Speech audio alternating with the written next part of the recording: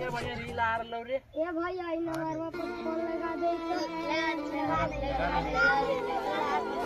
लाल भाई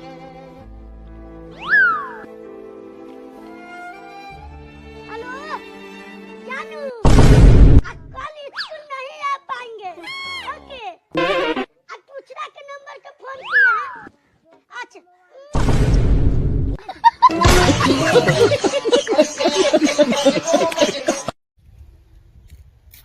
चला जीजूली जी एक आध दो को सही सुनाओ, आज मूड खराब है। सुना ने सुना दो। अल्टेस्टा जी थोड़ी जी ढोली में टूडो वाह वाह वाह वाह अल्टेस्टा जी थोड़ी जी ढोली में टूडो वाह वाह वाह वाह। इतना ध्यान से सुना तो तेरी माँ टूडो